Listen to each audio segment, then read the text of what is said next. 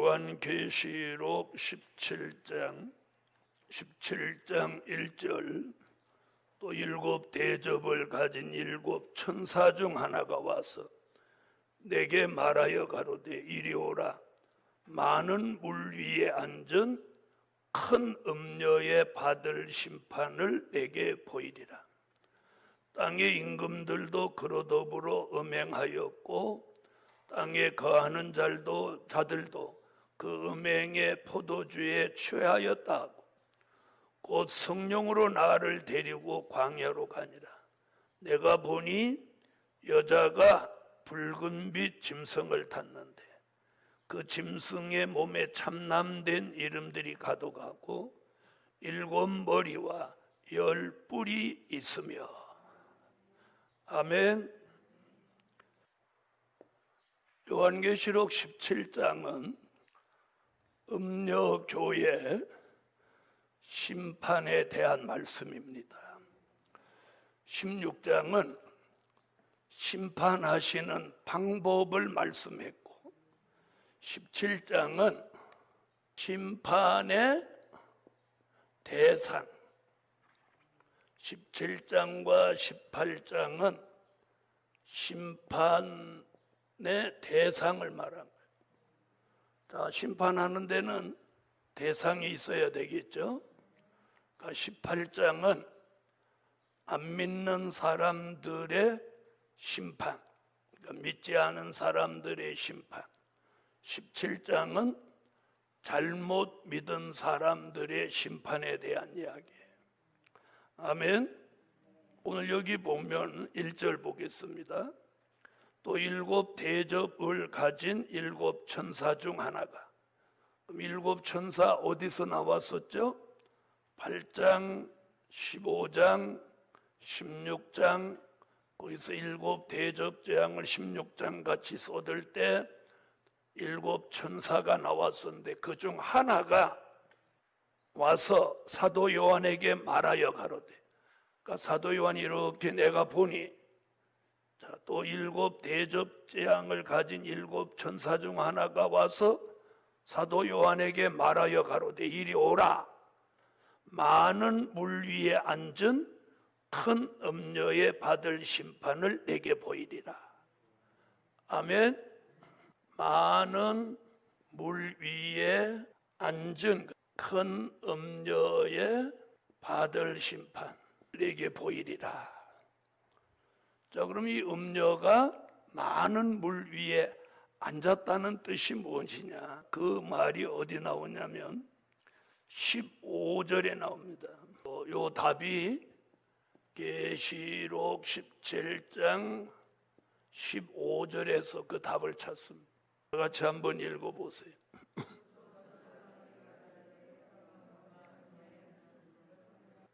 백성과 무리와 열국과 방언이라고요.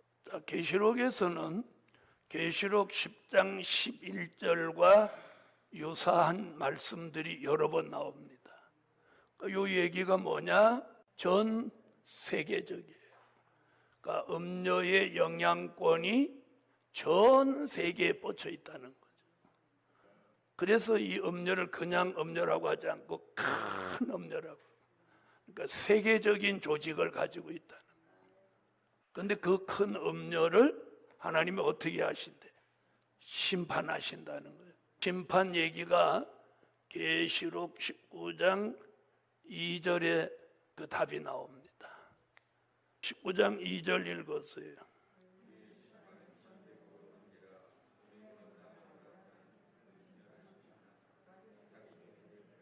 아멘.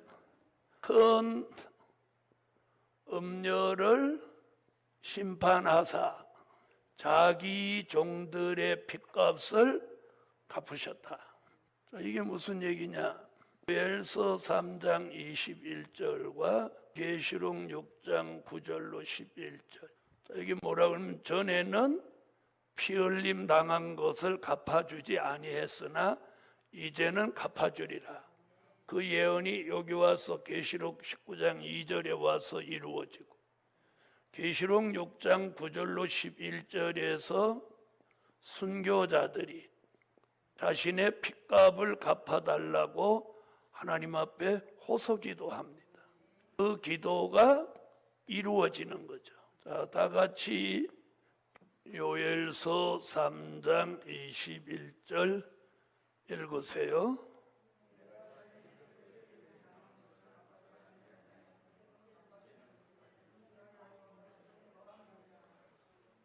아멘. 그러니까 요엘서 3장 21절이 계시록 어디 와서 19장 2절에 와서 이루어지는 거예요. 그걸 이루기 위해서 계시록 6장 9절로 11절에 순교자들이 뭐 갚아달라고, 핏값 갚아달라고 하나님 앞에 호소하는 겁니다. 계시록 6장 9절로 11절.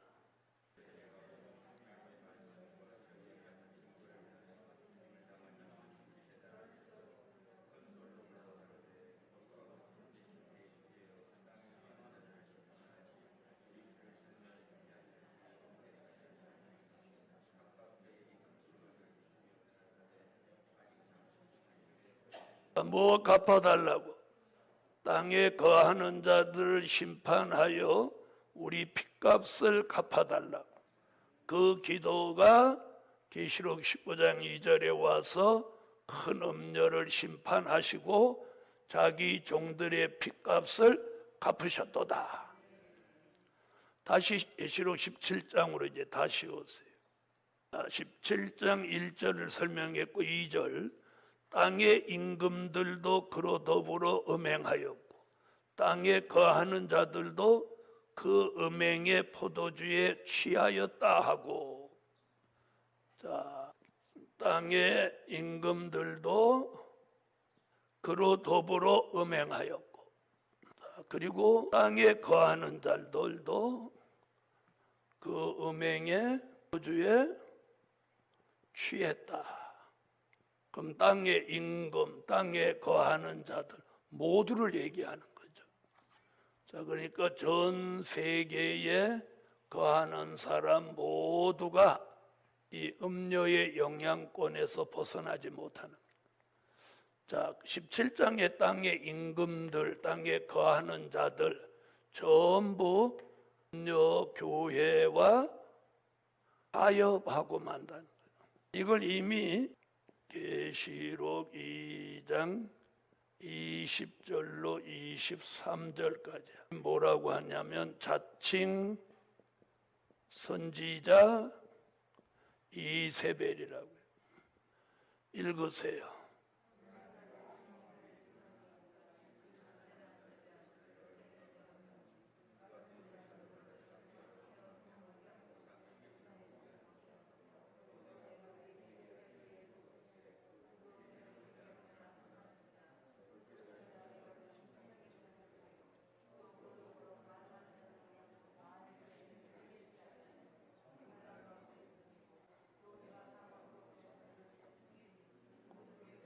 선지자 이세벨이 자, 음행하는 얘기 나오죠. 그래, 그 음행을 회개하지 않으면 세 가지 무서운 심판이 내리죠.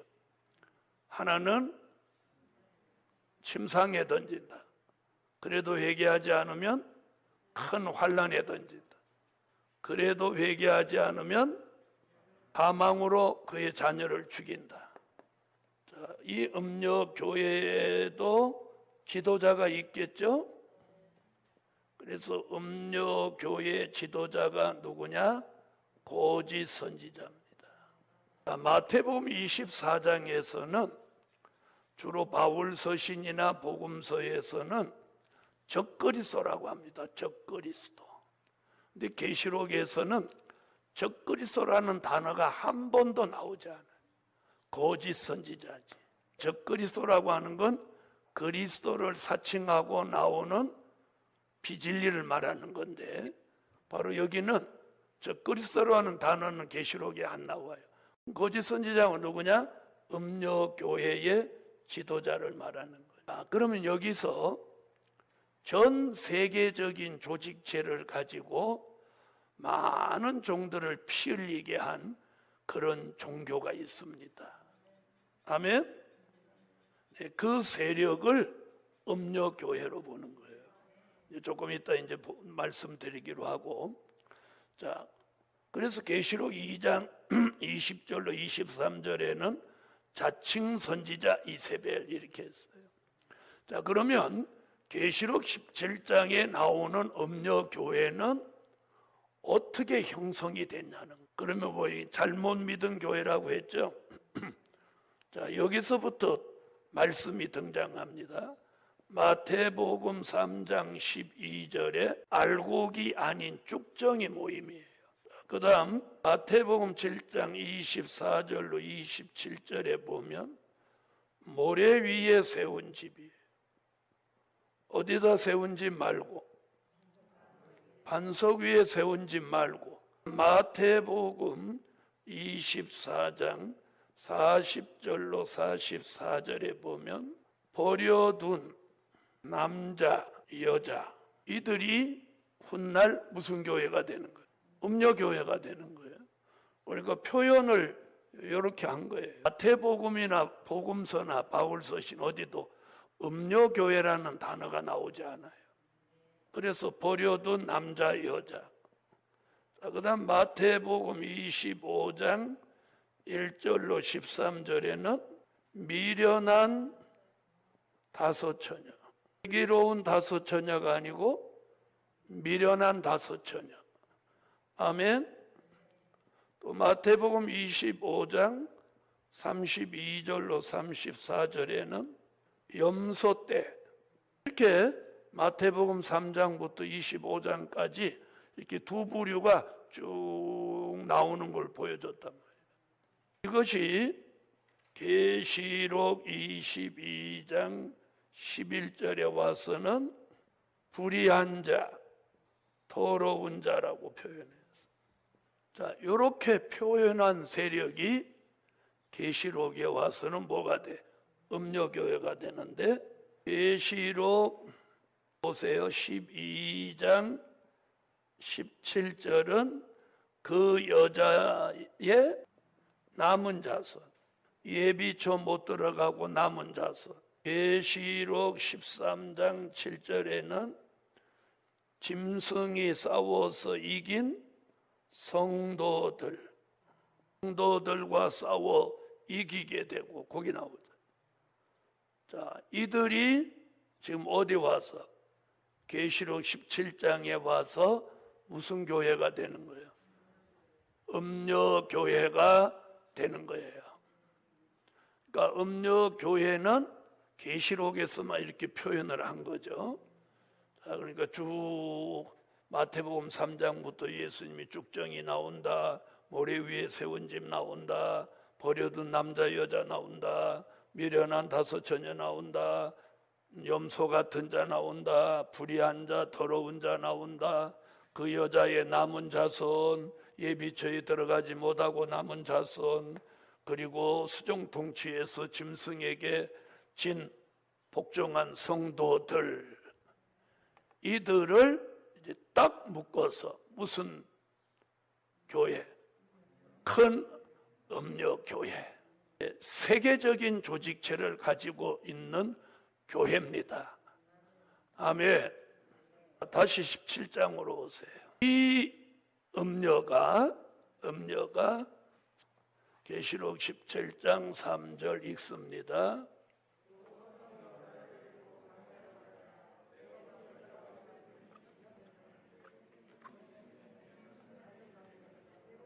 이제 음녀의 정체를 자세히 보여주는 거예요. 음녀의 정체를.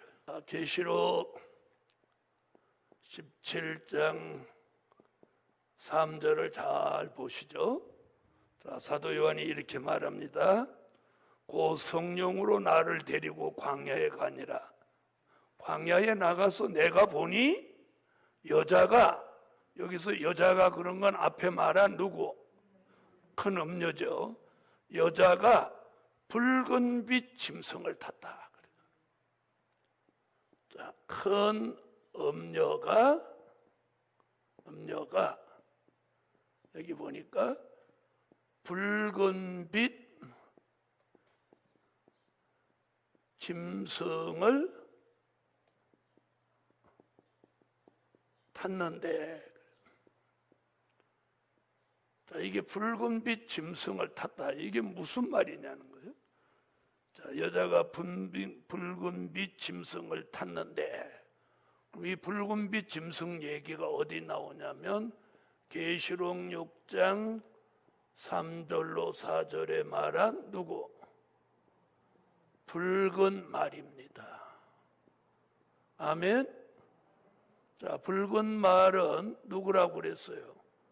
공산주의 세력이죠. 사회주의 혁명운동을 하러 나온 말이에요. 붉은 말.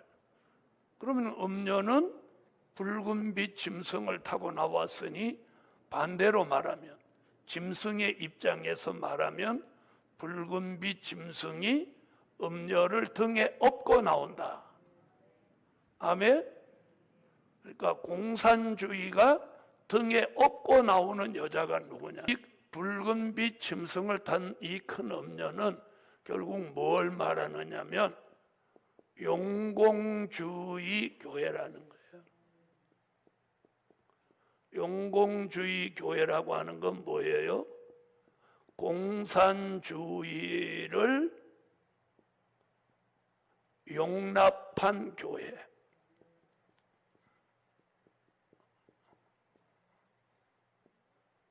이게 용공주의 교회. 공산주의를 용납한 교회. 그래서 이 큰 음녀는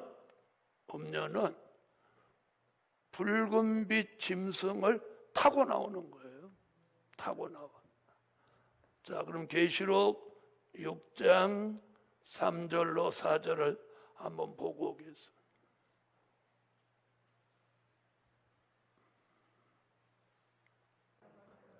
자, 그러면 이 붉은 말은 스가랴 6장 1절로 3절에 홍마로 예언이 돼 있어요.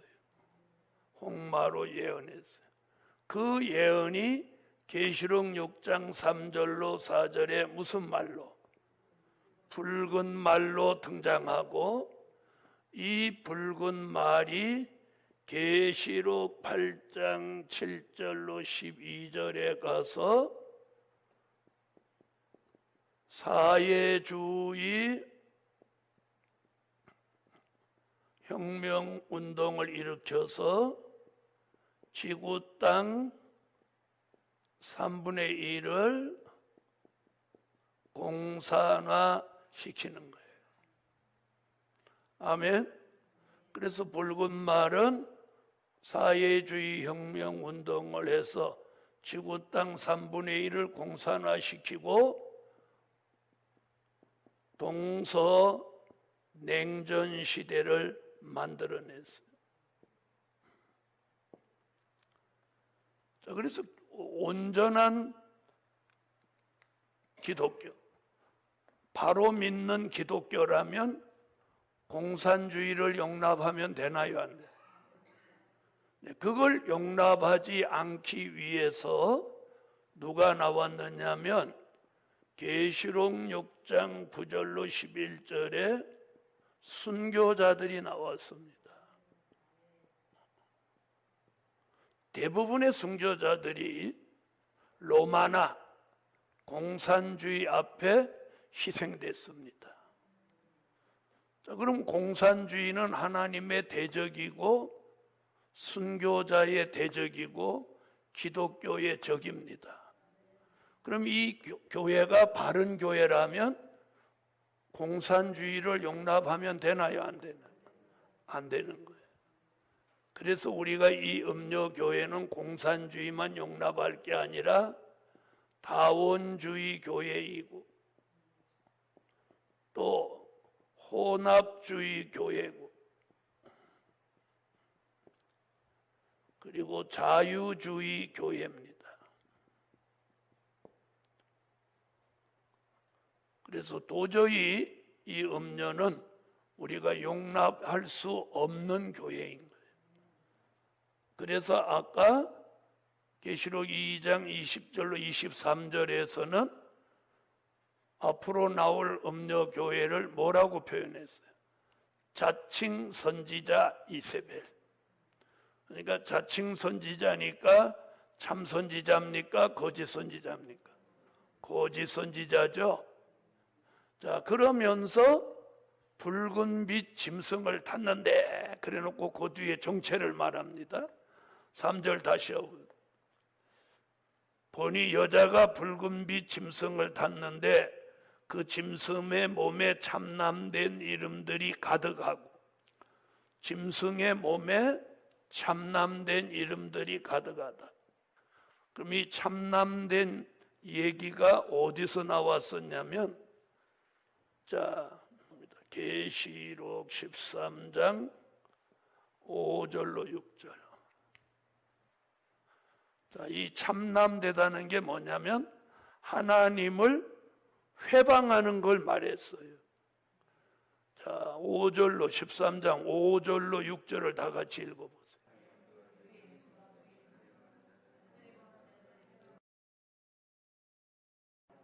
아멘. 그러니까 참남된 이름이 가득하다고 하는 건 하나님을 회방하는 역사가 가득하다는 거예요. 자, 그 다음 다시 이제 17장으로 봤어요. 그리고 그 일곱 머리 열 뿔이 있다.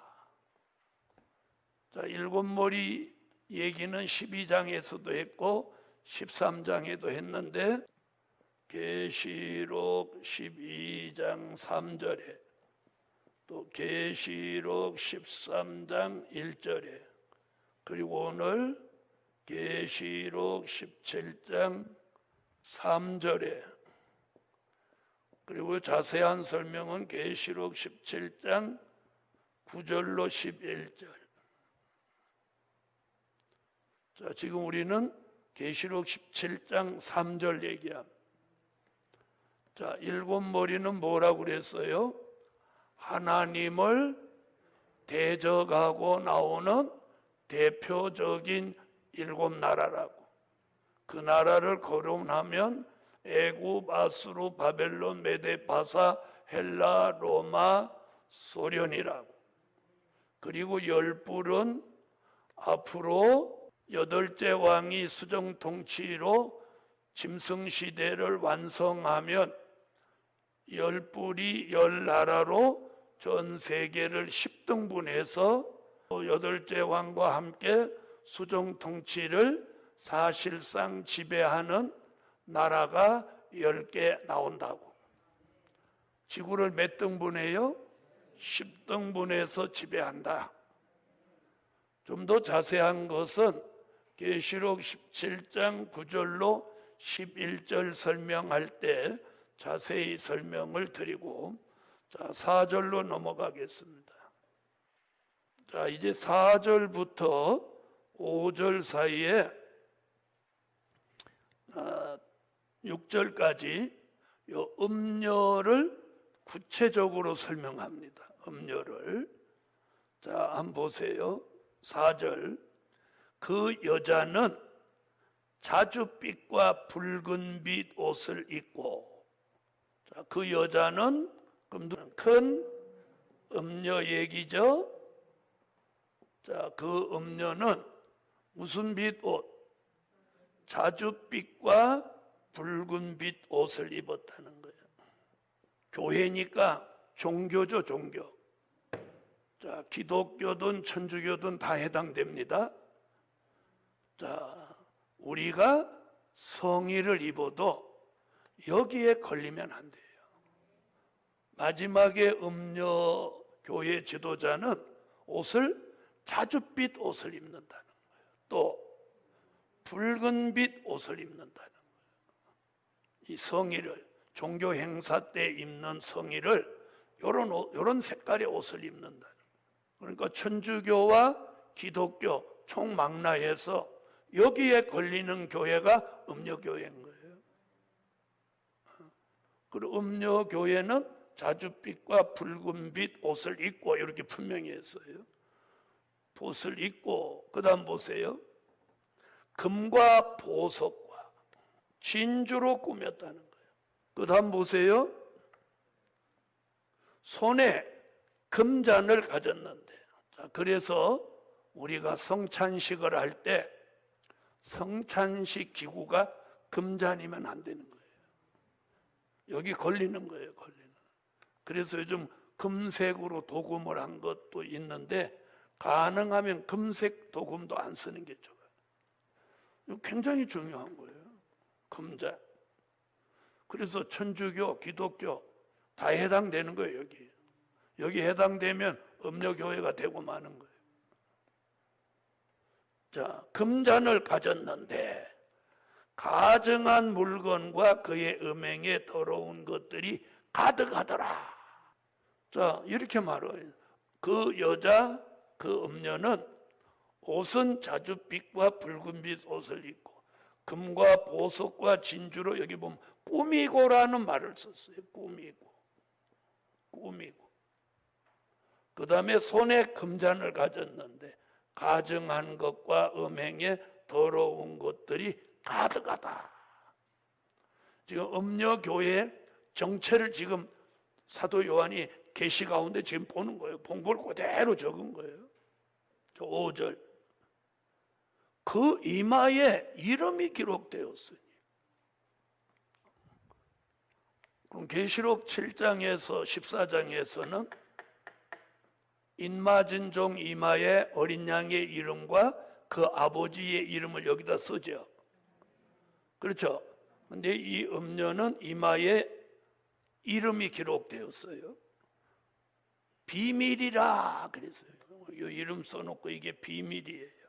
자, 그러면 계시록에서 하나님인 말고 이마에 이름 쓰는 게 또 뭐예요? 아니, 계시록 13장 16절로 18절에 이마에다가 뭘 써요? 짐승의 표. 여교회 사람들은 다 이마에 무슨 표를 치는 거예요? 짐승의 표. 이마에 이름이 기록되는데 그게 비밀이다.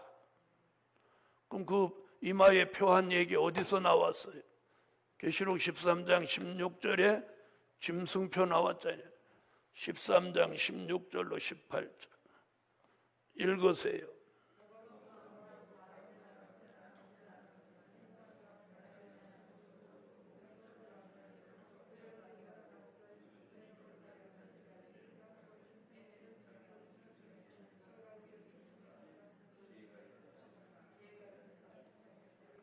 아멘. 그런데 여기는 뭐라고 그랬어요? 비밀이며 큰 바벨론이다. 큰 음녀라고 하더니 이번에는 뭐라고 해요? 큰 바벨론이다. 자, 큰 바벨론 얘기는 18장이에요. 18장. 그러니까 이 음녀가 결국 어디도 지배한다는 거야. 바벨 세상. 이 음녀가요, 세상에도 영향을 기대하겠지. 그 음녀가 바벨. 그래서 큰 바벨론. 계시록 18장을 말한 거예요. 큰 바벨론이라고 한 거예요. 땅의 음녀들과 가증한 것들의 어미라였더라. 그러니까 음녀가 하나가 아니라는 거예요. 음녀들과 그랬잖아요. 그랬죠? 가증한 것들, 그러니까 전 세계에 음녀가 쫙 깔렸다는 거예요. 그런데 그 중에 사도 요한이 본 이 붉은빛 짐승을 탄 여자가 땅에 있는 음녀들과 가증한 것들의 어미다. 어미라고 하는 건 뭐예요? 모체다. 본부다. 이런 얘기예요. 자, 그러니까 음녀에 모체가 있고 본부가 있단 말이에요. 자, 그렇게 해놓고 이제 6절에서 그게 어디라는 걸 딱 증명해 보이는 거예요. 또 내가 봄에 이 여자가 음녀교회 얘기죠. 자, 성도들의 피와 예수의 증인들의 피에 취한지라 이렇게. 그럼 성도들의 피. 그럼 이건 누구 얘기한 거? 순교자들 얘기한 거죠. 그럼 예수의 증인들은 사도행전 1장 8절 얘기하는 거예요. 성령이 너희에게 임하시면 너희가 권능을 받고 예루살렘과 유대와 사마리아와 땅끝까지 이르러 나의 증인이 되리라. 그러면 여기서 말하는 이들이 누구예요? 십자가 복음을 전하다 순교한 이들을 말한 거죠. 교회인데 순교자를 나오게 한 교회. 여기가 어딘지 알겠죠? 로마에 있는 본부를 말하는 거예요. 그러니까 전 세계의 음료들이 많은데 그 중에 어미 노릇하는 모체가 있다는 거예요. 어미 노릇한다는 말은 모체다, 본부다. 그럼 어디서부터 파생된 거야? 이 어미로부터 파생됐다는 거죠. 다른 음료들은. 요 음료들과 그랬잖아요. 그렇죠? 얘를 어미라고 표현했으니 얘는 새끼라고 표현이 맞는 거 아니야? 그렇죠? 그럼 대한민국에도 이 음료가 있다는 거죠. 그럼 이 파생된 음료 새끼들은 누구의 지배를 받아?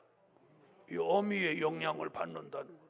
이 어미가 모체고 본부인데 십자가 복음을 전한 사람들을 순교시킨 이 종교라는 거예요. 자, 이게 무서운 거예요. 이 세력이 세계를 지배하는 거예요. 그래서 아까 그랬잖아요. 왕들도 다 지배한다고. 자, 그럼 사도 요한이 뭐라나 보세요. 6절. 또 내가 봄에, 사도 요한이 봄에 이 여자가 성도들의 피와 예수의 증인들의 피에 취한지라. 이들의 피에 도취대가 있다는 거예요. 취한지라. 내가 사도 요한이 그 여자를 보고 기이 여기고 크게 기이 여기니.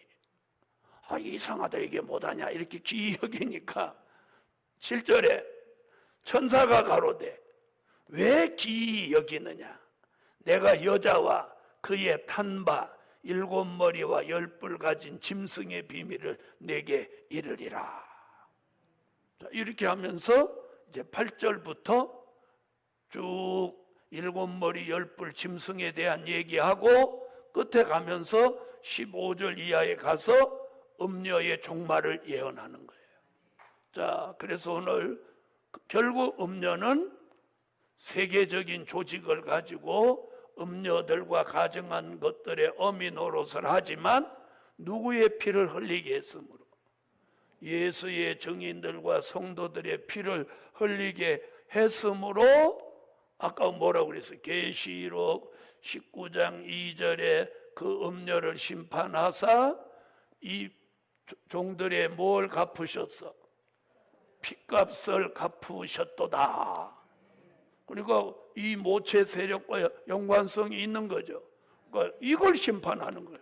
심판하니까 성도들과 순교자들의 핏값이 갚아진다. 이건 멸망하는 거예요.